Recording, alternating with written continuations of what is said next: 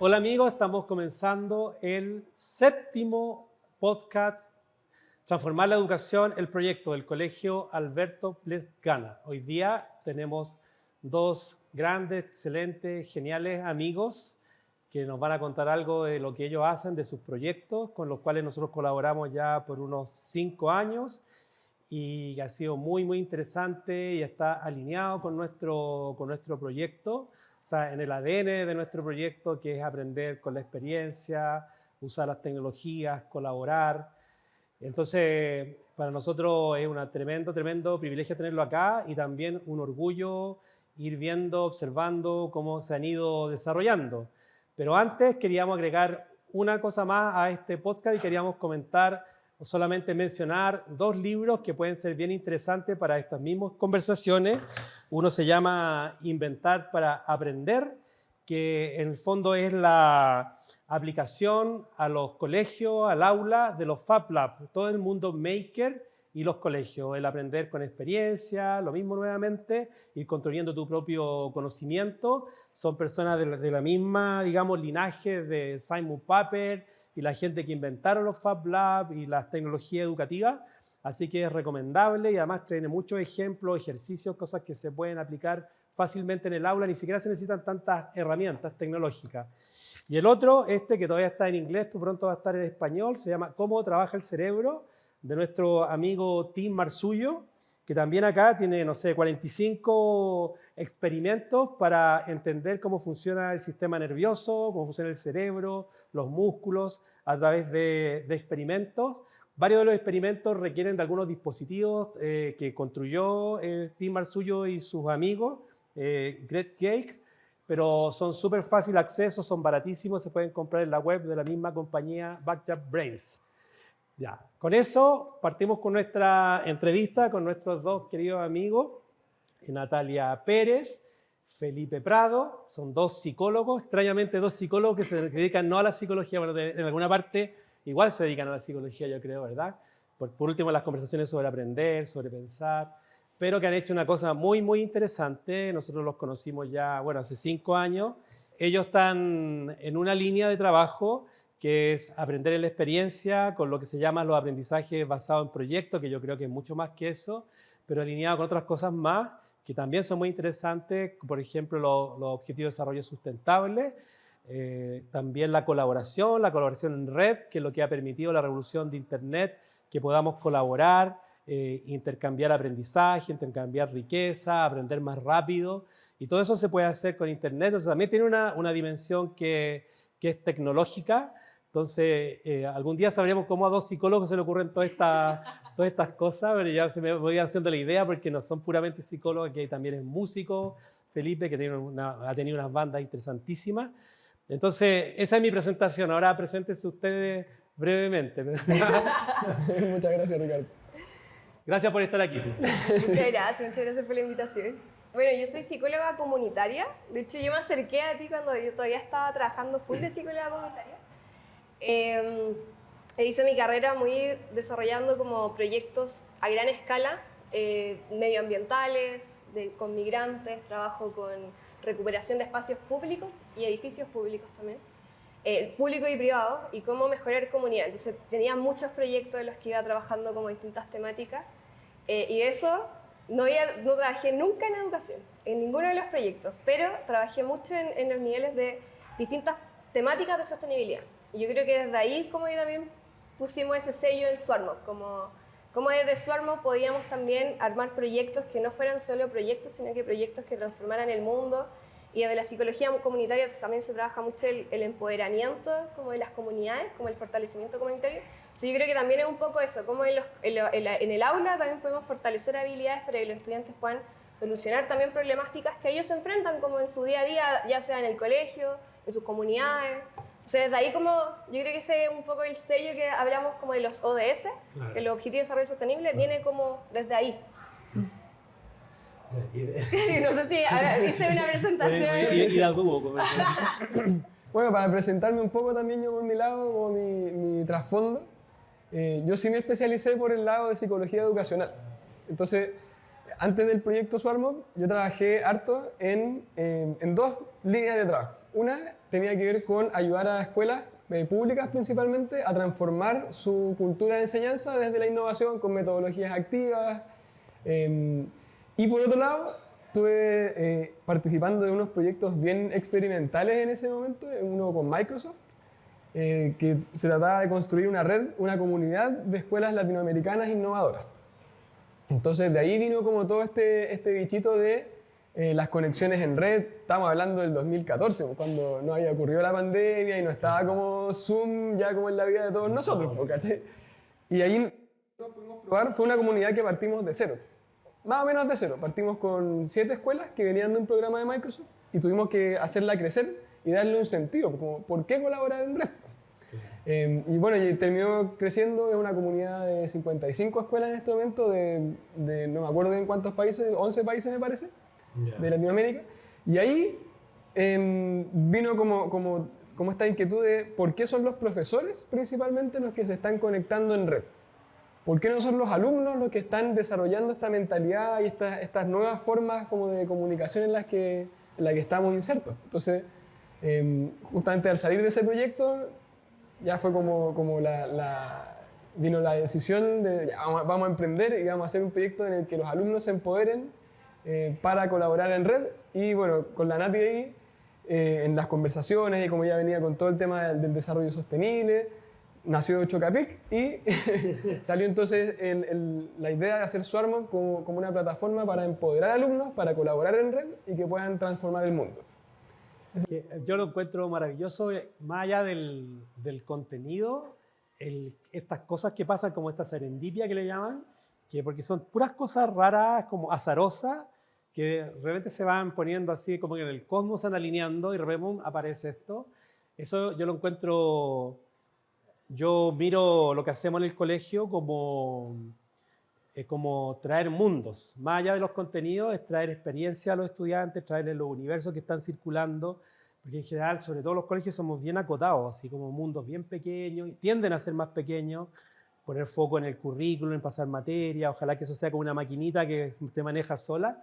Entonces, yo insisto en traer experiencias nuevas, y también yo me inventé una teoría un tanto esotérica que se llama la presencia, que es, por ejemplo, el contacto de ustedes con nuestros profesores, con nuestros estudiantes, ya le hace que ellos los educa porque les trae otros lenguajes, otras disposiciones emocionales, otras imaginaciones.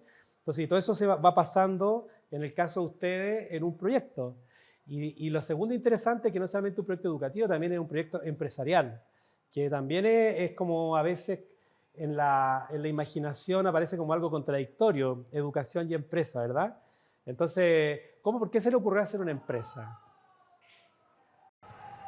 Fue como, yo creo que pudimos haber estado en la decisión como empresa o fundación. Y dijimos de dónde logramos tener como financiamiento. Lo primero fue idea de cómo tenemos financiamiento para probar, no vender nada todavía, claro, cómo probamos. Claro. Y en Chile existen muy buenos sistemas de financiamiento empresariales, sistemas reales como está Corfo, está Startup Chile, y que uno postula una idea y te gestionan el financiamiento para probar. Tú reivindicas que eso funciona acá en Chile, ¿no? Porque en general tenemos la tendencia a encontrarlo todo malo, ¿no es cierto? Ya, eso funciona bien. Que funciona, o sea, por mi lado creo que funciona perfecto. Y algo como país, como Estado, no depende de qué gobierno, ya es como una cierta cosa que funciona dinámica que ya se instaló. Y lográis financiar ideas, o sea, como en general si uno tiene una idea, si es que no tienes redes como... ¿Cuánto ha vendido? ¿Cuántos clientes tenía? No sé, etcétera. No puedes llegar a nada. Claro. Y acá no, te dan ese financiamiento, obtuvimos ese financiamiento y de ahí dijimos como... Empezamos a entrar en el mundo de las startups, como entender que hay un sistema de crecimiento rápido y empezamos como a acercarnos a esa temática empresaria. Y de ahí también nos picó el bichito de por qué no hacer una empresa social, por qué que no existe esa idea. Existe la idea de la fundación con donaciones y estar todo el rato como buscando a la empresa, pero ¿por qué no uno sostenerse? Lo que le llaman las empresas B ahora, ¿no? Exacto. Claro, que también ha ido creciendo. También, pero cuando nosotros partimos todavía era el sistema era chiquitito. Claro. Yo creo que hay un tema importante ahí, es que nosotros en los proyectos que trabajábamos anteriormente, de cierta manera empezamos a generar ruido. Empezamos a generar ruido porque teníamos una visión que iba más allá de lo que hacíamos concretamente en esos proyectos. Como que teníamos como un ímpetu de querer innovar mucho más. Y nos pasaba que se frenaban esos procesos por las lógicas de cómo se financian las cosas. ¿Está ahí? Entonces, la idea de crear una startup, en este caso, que es como una empresa que tiene una lógica un poco distinta a una empresa convencional, ¿cierto? Tiene asociado el desarrollo de tecnología, tiene una dinámica más ágil de trabajo. Lo que te obliga a esa dinámica es tener una lógica donde lo que tú haces genere tanto valor que hace que las personas con las que tú estás colaborando quieran seguir colaborando contigo como por una cosa orgánica. Entonces genera como la obligación de tener un sello de calidad, más allá de estar recibiendo plata simplemente porque viene por otro lado y uno después muestra una foto nomás y hace un informe y sigue recibiendo esa plata. Ahí nosotros tenemos como la obligación de que lo que hacemos lo hagamos muy bien, porque eso es lo que va a seguir permitir que esto siga creciendo. Y este salto, porque voy a decir yo un prejuicio, que no es solo mío, pero como que es el imaginario, que es desde la psicología, desde la educación, a transformarse en empresario, digamos, en hombre y mujer de negocio. ¿Te fijas? Que hay que mirar ahí las rentabilidades. Bueno, lo que estás diciendo tú ya es un discurso de empresario, ¿verdad? Que las cosas hay que hacerse bien, si no funcionan. Porque en otro mundo a veces como que hay un poco más de permiso de probar, de que se hace con buena voluntad. ¿No es cierto que está un poco eso, verdad? ¿Cómo pasó eso? ¿Tuvieron alguna tensión ahí o fue natural el paso? ¿Nunca se lo cuestionaron? No, no. Pero yo creo que lo que ocurrió fue como que empezamos a ver qué es lo que implicaba esto. Como que entramos, y yo creo que también eso es un buen inicio de una empresa o de una startup, es prototipar. Partir desde ir como preguntándole al usuario, preguntándole quién es nuestro cliente, empezar a identificar. Y desde ahí yo creo que fuimos aprendiendo, como que fue un poco orgánico el proceso, ¿no? Yo creo que no llegó un momento en que nos cuestionamos. Quizás lo que más nos cuestionamos fue si somos empresa, queremos ser una empresa social, que tiene como, empezamos a inventar como nuestros propios parámetros de trabajo como es de empresa. Pero está ahí como que uno va aprendiendo, va empezando a entender cómo se financia esto, cuáles son los modelos de negocio. También te empiezan a exigir, como ya, ¿cuál es tu modelo de negocio? Y empezáis a investigar cómo... Ahí también te van educando también, como que ellos le llaman el ecosistema, ¿no? Sí. La gente de la Corfo te van también educando porque normalmente la gente parte de una idea que nunca ha hecho negocio. A usted le gusta, no sé, pues colaborar, educar y tener que aprender todo lo demás, digamos. Y eso parece que ahí hay una buena soporte, me parece. Sí, ¿no? O sea, el solo hecho de completar un formulario de Corfo, por ejemplo, para postular, ya salían preguntas que no teníamos idea cómo responder. Claro. ¿Qué es un modelo de negocio? Tiene un Canva. Tiene un Canva. Ahí te veo un Canva, claro. Y de ahí uno va aprendiendo y se va dando la cosa. Ya, ¿y cómo fue, o sea, cómo articularon la oferta? Que en algún momento fue una propuesta, ¿verdad? O sea, ustedes tenían como idea más general, en algún momento se estructuró como un cierto proyecto de negocio inicial, y ¿cuál fue como lo que primero que ofrecieron? Que yo parece que ya los fui conociendo ya. De hecho, acá nosotros entramos con el prototipo, y ahí fue como, ¿qué es lo que queremos hacer? Y queremos hacer rutas de aprendizaje que permitan transformar el mundo y que permitamos como que los estudiantes puedan colaborar en red. Ese es como fue el inicio. Claro.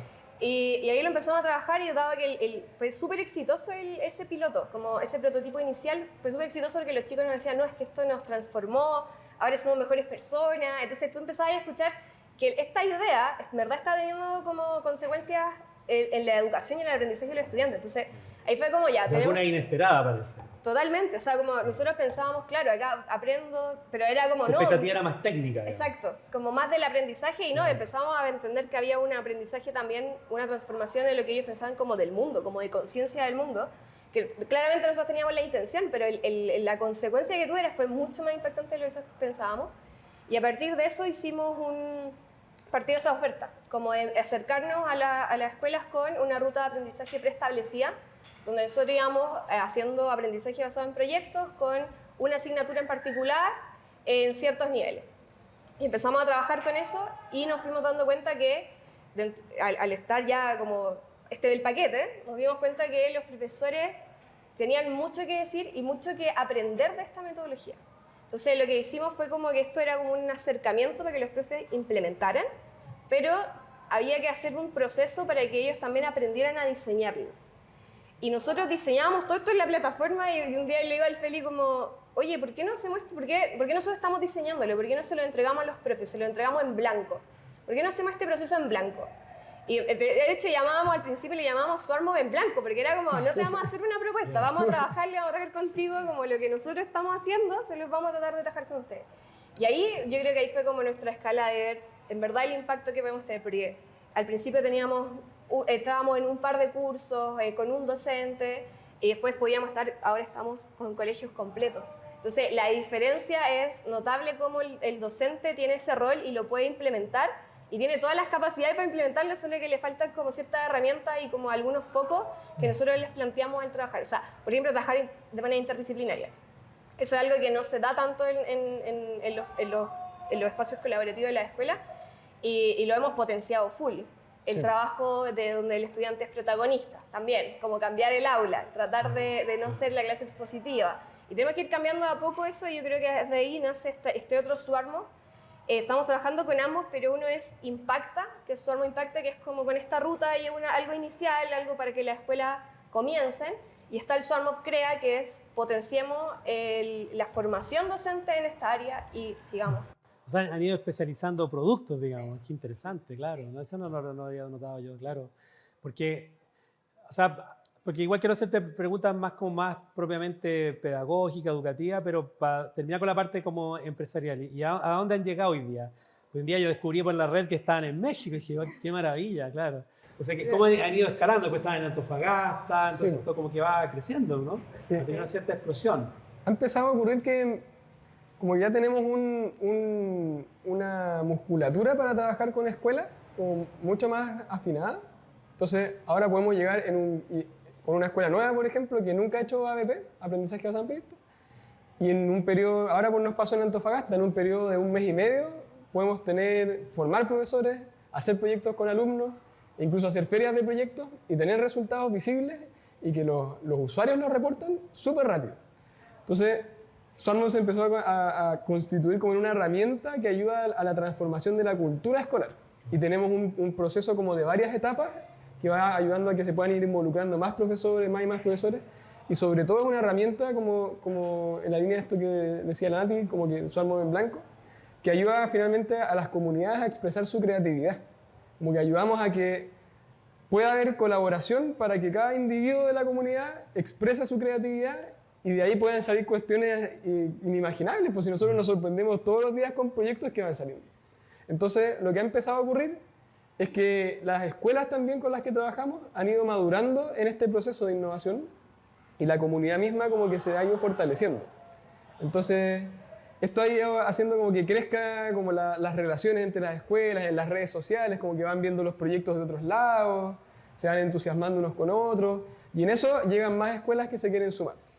Y esto también... está haciendo más bien como una especie de boca a boca, más que usted haga una campaña propiamente de marketing, un esfuerzo de venta. Claro, ¿cómo funciona? Claro, hasta el momento ha sido así, como más boca a boca, y nosotros también nos hemos dedicado mucho como a este tema como de aprender de lo que estamos haciendo. No hemos lanzado una campaña masiva para llegar a miles de escuelas porque es complejo lo que estamos haciendo. Entonces ha requerido un tiempo importante. Pero en este momento ya hemos logrado como una consolidación que nos tiene como a puertas de empezar ya como a pensar en campañas más masivas. Porque por eso hemos tenido la atención desde... Ahora ganamos un premio, por ejemplo, un reconocimiento desde una organización finlandesa que se llama 100, como una de las 100 mejores innovaciones del mundo, por ejemplo.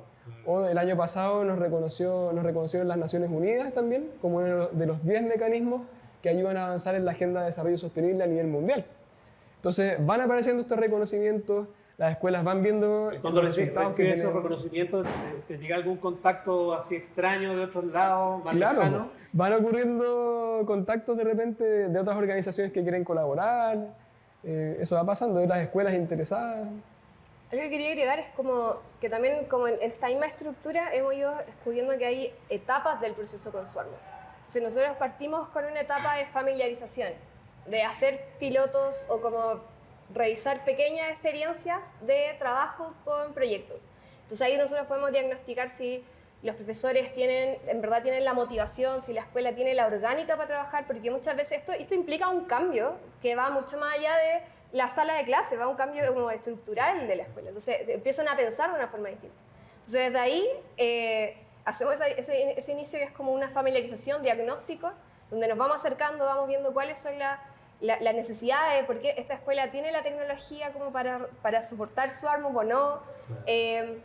Esta escuela tiene el directorio está con las ganas, tiene una estructura, tiene un orden.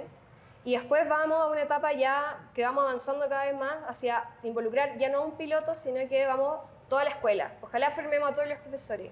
Y una formación práctica, no se hablaba de formación, pero en verdad es algo súper práctico. La formación es que hagan ABP, es hacerlo. Y cuando ya tenemos a toda la escuela, o todos los profesores ya con esta metodología más ¿cómo se dice? Como más dominada, como que empezamos a trabajar como con el equipo directivo, ¿cómo hacemos que nosotros salir de la ecuación? Claro. Nosotros como apoyo. Que se quede ya Exacto. instalada la capacidad. ¿Cómo la instalamos? Claro. Y es súper interesante porque, de hecho, decir ABP es poco. Porque, ¿en qué sentido?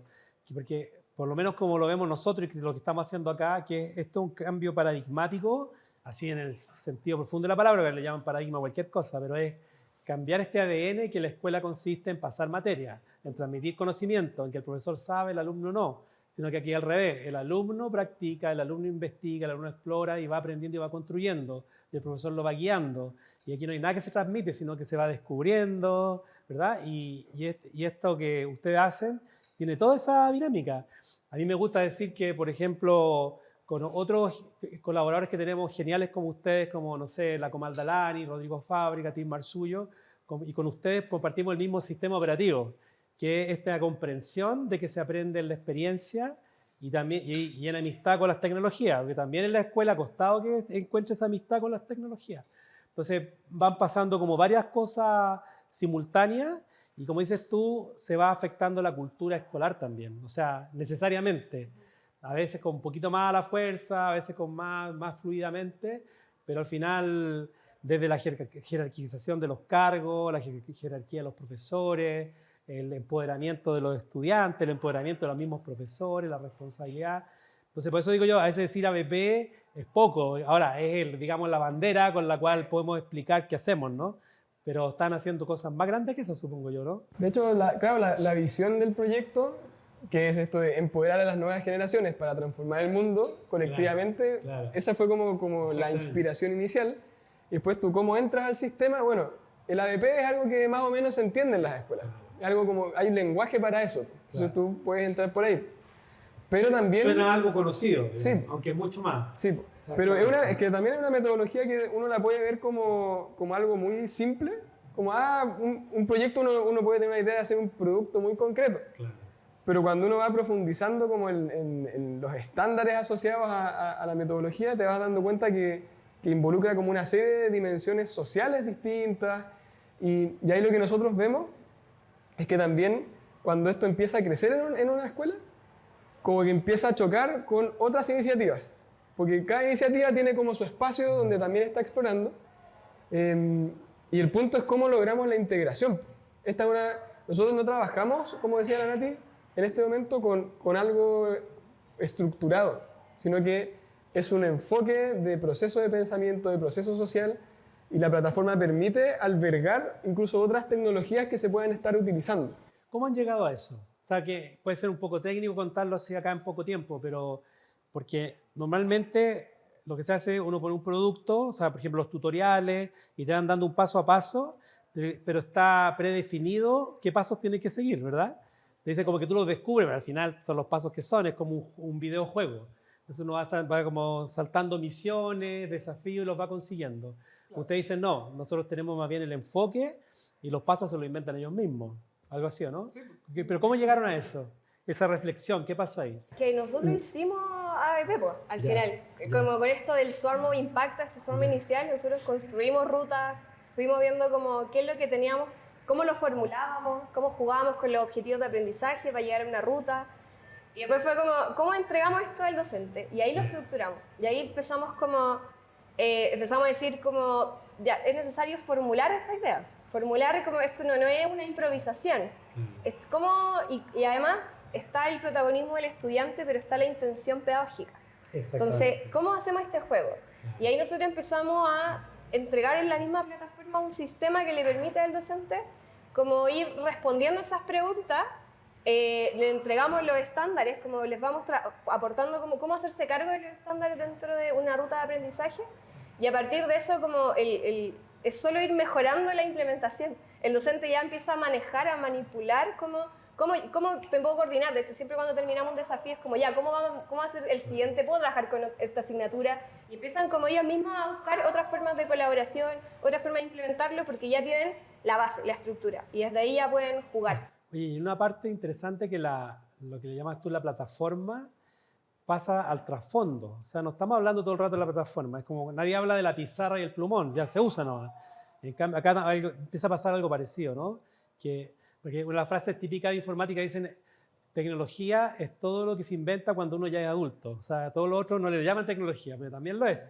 Entonces, acá empieza a pasar eso, que empieza a naturalizarse el uso de la plataforma, y lo que importa es la conversación que ocurre sobre ella. Eso es a eso le dedicamos tiempo, ¿no? Sí, claro. Pucha, Sí. sorry.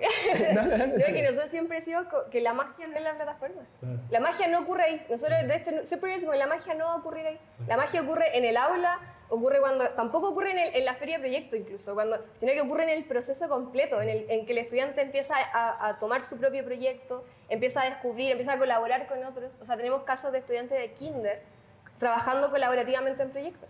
Entonces, como cuando veis eso, esa magia ocurre en el aula, no ocurre en la plataforma. La herramienta es bacán para sostener el proceso, para que el profesor lo estructure, para que los estudiantes puedan sistematizar el proceso, bacán, pero la magia siempre va a estar como en el aula, la magia ocurre, el aprendizaje ocurre ahí, como en la relación profe-docente.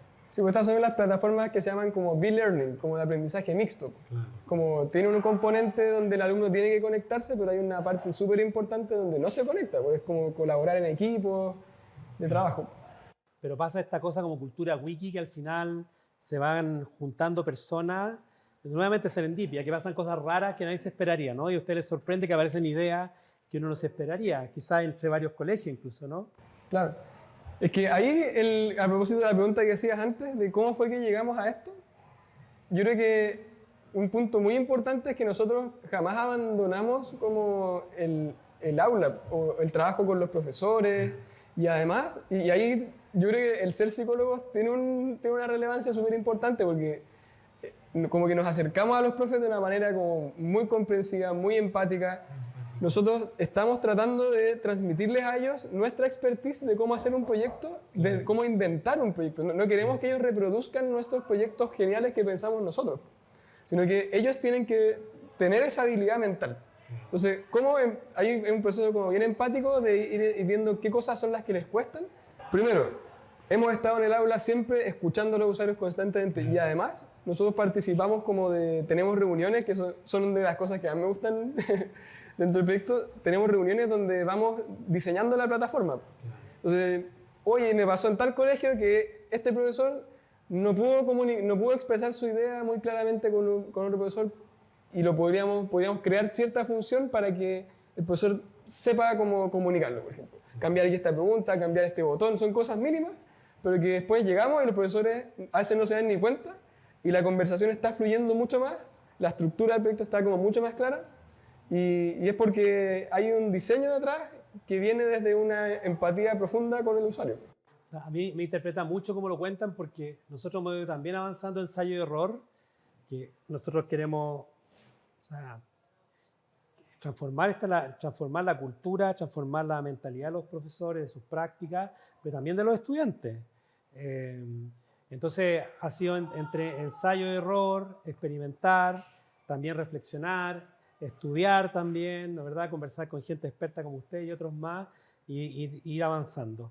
Pero estar muy en contacto, digamos, ahí en el terreno mismo, ¿verdad? Entonces, ahora, nuestra experiencia es que siempre hay como un antes y un después, tanto con los profesores como los estudiantes. Entonces, por ejemplo, está el mito como que los estudiantes, tú le hablas de tecnología y ya se pusieron felices. Y no es así. O sea, no todos los alumnos quieren las clases activas ni las tecnologías. De hecho, a veces los alumnos que tienen los mejores desempeños en la clase tradicional no les gusta esto. Porque usted pasa mi materia, yo me la estudio, le respondo en la prueba y me saco un 7. En cambio, tengo que colaborar con otro, entenderme, organizarme, exponerme. Entonces, a veces no les gusta. Y los profesores también. Les da susto las tecnologías, ellos saben que yo soy el que sé, entonces yo expongo lo que sé. y ahora no lo sé todo, hay los alumnos saben más que yo. Entonces, ¿cómo ustedes han ido superando esas objeciones si es que la han tenido? Me imagino que un poco igual. Sí, es que es parte del proceso. Yo creo que así lo tomamos, como por eso es con etapas, por eso como siempre cuando partimos está este recelo, como algo más, y después cuando empiezan a trabajar, como decía, es formación, pero en verdad es pura práctica. Claro. Entonces cuando ya ven cómo se hace, cómo es la práctica, cómo esto te estructura, cómo esto te va a permitir sistematizar tu ABP, cómo te va a permitir que lo que quizás tú habías hecho previamente como experiencia ABP, mejor no era tanto y podéis mejorarla. Y a partir de eso nosotros siempre le decimos, como cuando tú partes la ABP no vamos a tener todos los estándares cumplidos y ser el mejor ABP. No esperes eso porque no va a ocurrir, son muchas cosas las que están ocurriendo ahí. Y es de a poco, y yo creo que eso también es la expectativa con la que trabajamos con los profes. Como eso ya es un cambio cultural, porque o sea, el profesor necesita que esté todo claro, los contenidos, después la evaluación, ¿no es verdad? Ojalá salga hasta las notas que se van a sacar. Y acá es como incierto. Y lograr ese atreverse, incluso disfrutarlo, es un cambio cultural. Sí, y lo que les da miedo es el error. Pues. Claro, el error. Que el estudiante, no sé, toque el CIMSE y que no sea tan exitoso o que no sepa la prueba.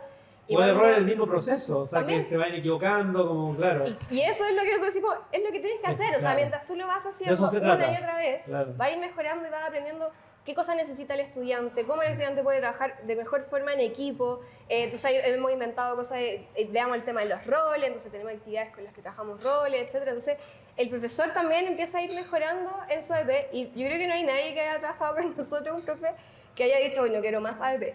Como que todo es como, oh, ya lo hice, me fue bacán, o como que quiero puro mejorarlo y me quiero juntar ahora con otro profe para hacer otro desafío y empiezan a motivarse. Pues y ahí es donde nosotros decimos como... Está la importancia también de una etapa de transferencia, que en verdad la escuela le permita no solo cuando estemos nosotros, sino que le permita al docente seguir innovando para que eso se vea reflejado en el aula. ¿Y con los estudiantes cómo ocurre? O sea, el adaptarse, las primeras objeciones, el comprometerse. Esa parte la vemos menos ahora, porque ahora nos estamos enfocando en trabajar con los profesores. Entonces, ahí... Uno de los temas básicos es que siempre trabajamos con los profes para que creen un desafío con una pregunta motivadora para los alumnos. Que ojalá levanten las temáticas para diseñar sus proyectos desde el interés de los alumnos, desde sus preocupaciones, las necesidades que tienen en el entorno.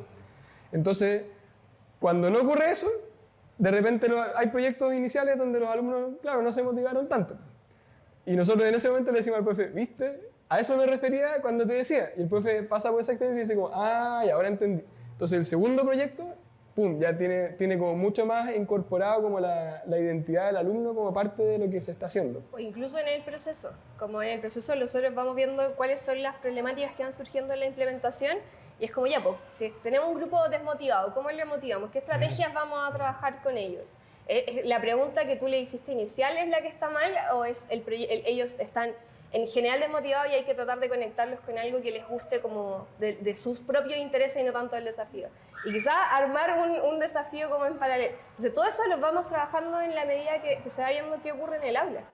O sea, y es muy potente porque tanto los profesores como los estudiantes requieren un desarrollo de habilidades de gestión.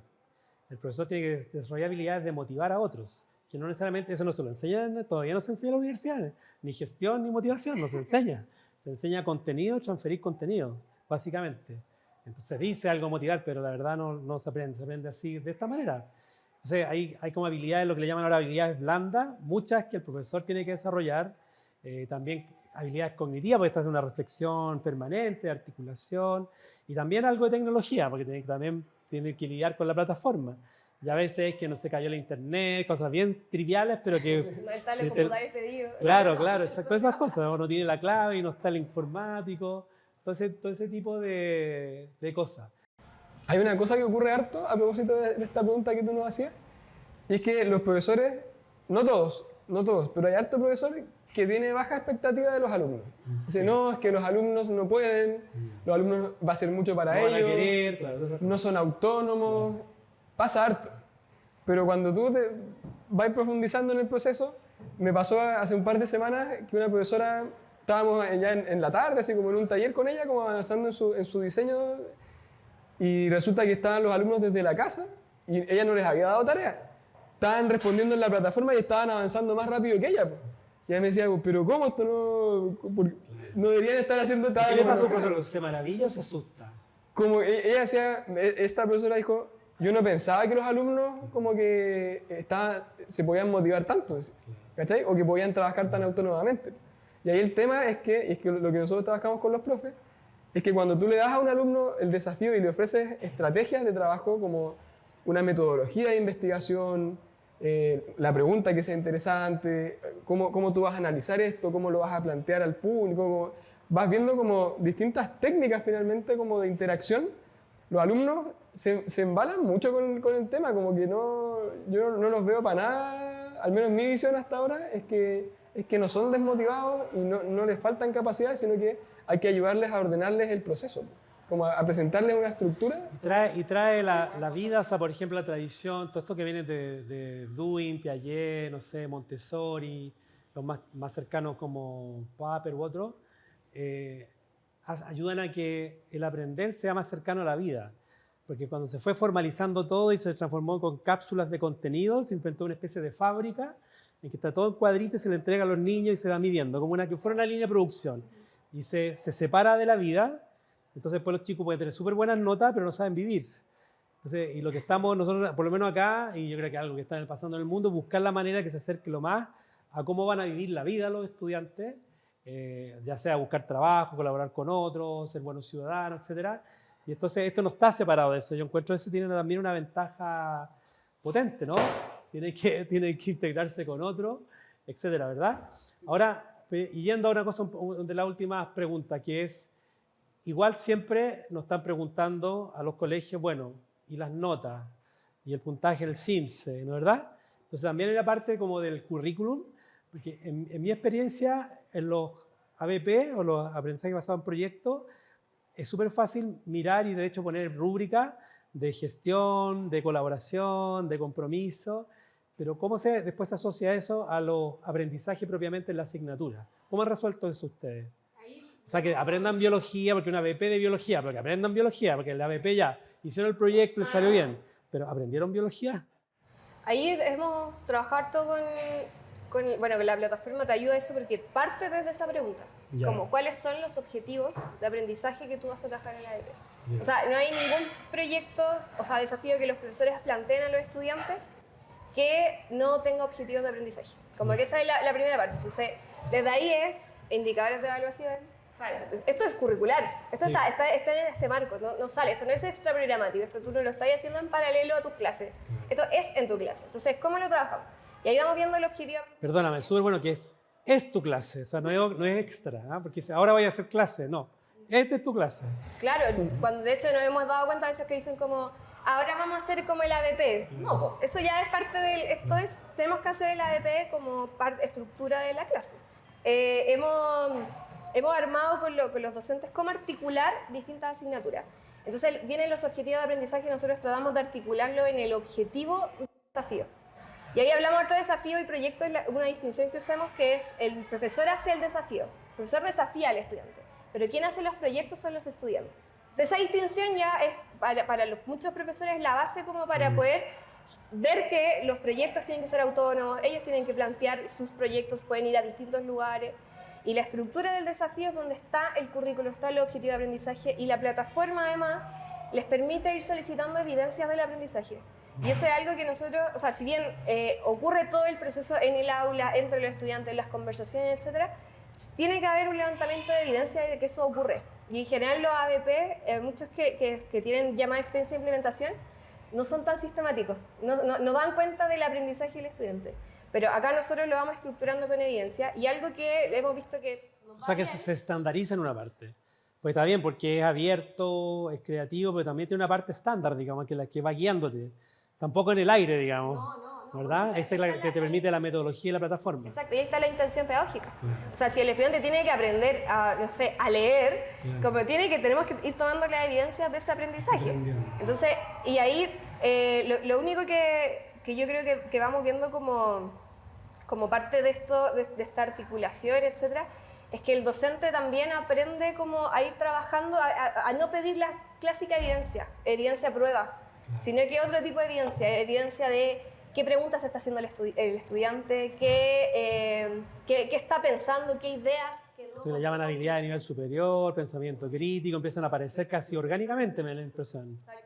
Y algo que nosotros lo hemos comprado porque hemos hecho varias encuestas a los chicos cuando finalizan el proceso y les preguntamos si esto le ayudó a aprender mejor, es como un 80%, 80 y tanto por ciento dice que sí, que está aprendiendo mejor. Entonces, y es porque lo involucra con algo que es significativo, con algo que a ellos le aparece como esto, no está descontextualizado del mundo, sino que está relacionado con su contexto, ya sea en el aula, colegio, comunidad, etc. Entonces empiezan a motivarse con eso y se nota esa consecuencia como en el aprendizaje.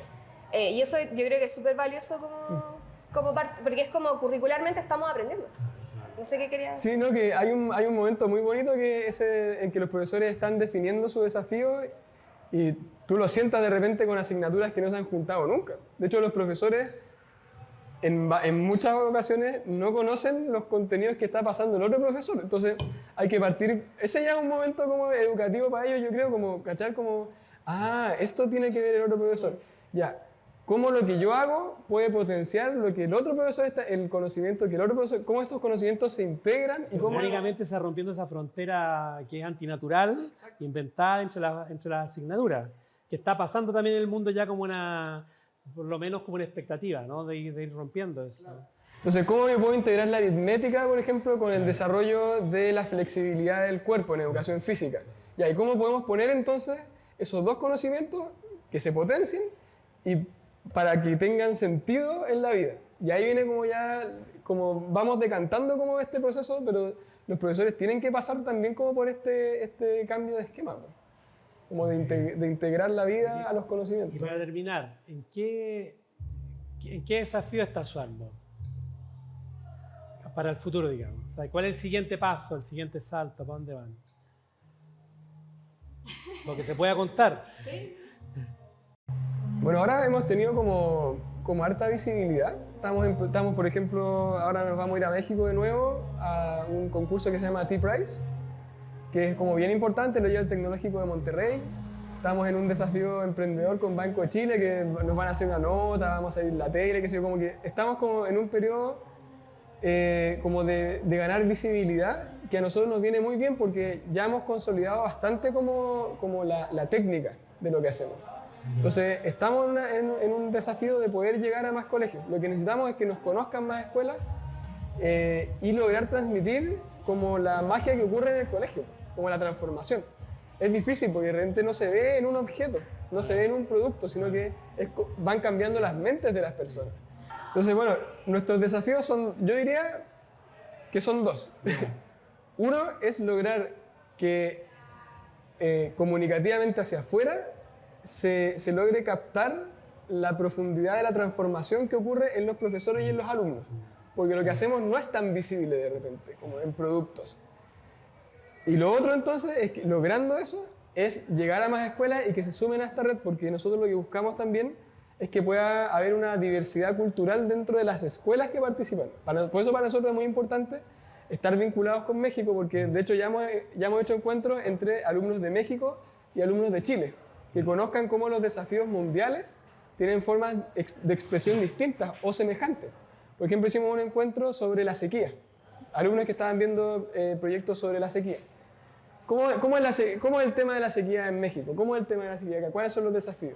Entonces, para nosotros es importante ese crecimiento para que los alumnos vayan desarrollando esta mentalidad global también como de ciudadanos del mundo. Entonces, son esas dos patas las que tenemos que... Nuevamente traerle universo a otros mundos a los estudiantes así reales, desde cómo hablar, porque se da cuenta que alguien mexicano no habla chileno. Claro. Porque a veces la gente no se imagina eso, es que hablan raro, sí, pero así es. O sea, es traerle esa experiencia, ese mundo, pero además aprendiendo, digamos, ustedes dicen cumpliendo los objetivos pedagógicos, esas cosas, ¿no? Y ahí tú, ¿cómo lo dices tú? ¿Los desafíos? Sí. O las metas que se han puesto, uno se va imponiendo siempre cierto horizonte. Sí. O sea, yo creo que lo que tenemos ahora es que lo que ocurre es tan bonito en las escuelas.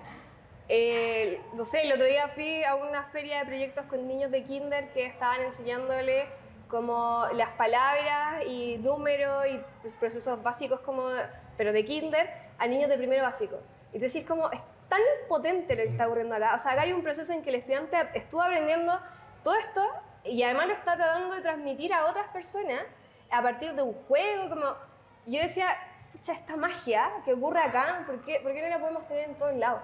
¿Por qué no la podemos en verdad que se pueda visualizar en otros lugares? Y que no es solo el producto, sino que el proceso completo. Y no sé, que más escuelas puedan permitirse tener esos espacios, son súper potentes. De hecho, acá la misma profesora esta de Kinder me decía, pucha, qué ganas, como ahora yo los voy a perder porque pasan a primero, qué ganas como de que esto vaya continuando, porque acá están colaborando, están teniendo, ven el impacto que tienen, están desarrollando pensamiento crítico, están comunicando, están crearon un juego. Entonces como que empieza como que ellos quedan, ¿cómo puedes seguir a todo al primero básico, segundo básico y seguir creciendo? Entonces cuando uno ve eso, pucha, te dan ganas de estar, ojalá en todas las escuelas, pues como que esto ocurra, esta magia, no solo ocurra en la escuela en que nosotros llegamos y vemos esta experiencia, sino que pueda ocurrir en más lugares. Entonces yo creo que el desafío es poder acercarnos más a escuelas y que tengan esta experiencia. Y también ahí yo creo que dentro de las escuelas mismas tenemos el desafío de que logren comprender que esto es un proceso como de largo plazo. Si tú formaste a los profesores de, no sé, de kinder y de todo primer ciclo, no puede ser que esto se pierda después del segundo ciclo. Como que hay todo un esfuerzo colectivo que se está haciendo. Y como dicen los filósofos, no solamente afecta el hacer, finalmente afecta el ser de las personas y de las comunidades.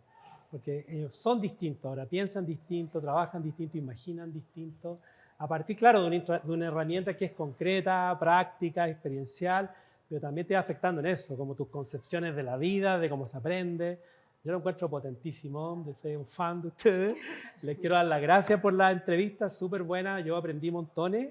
Mira, porque lo que les digo yo, esta teoría esotérica que tengo yo desde la presencia, porque al final nosotros, nuestros profesores, nuestros alumnos, no solo aprenden a trabajar en equipo, a aprender, sino que también aprenden a vivir la vida con pasión, la vida con invención, con imaginación, con arrojo, colaborando, en la buena onda y todo eso. Yo creo que es maravilloso y ustedes lo traen, así que es potentísimo que lo tengamos acá en el Colegio Alberto Lesgana y nos interesa también que esto se expanda a otros lugares y ahí tenemos que hacer alianzas, inventar cosas juntos, así que yo feliz, se lo agradezco montones, muchas gracias. Y este es el fin del séptimo, ojalá que alcancemos a hacer otro antes de fin de 2022, pero yo quedo feliz con esta conversación, así que muchas gracias por escucharnos y gracias a ustedes por estar acá. Muchas Gracias por la invitación, Ricardo, y por la conversación.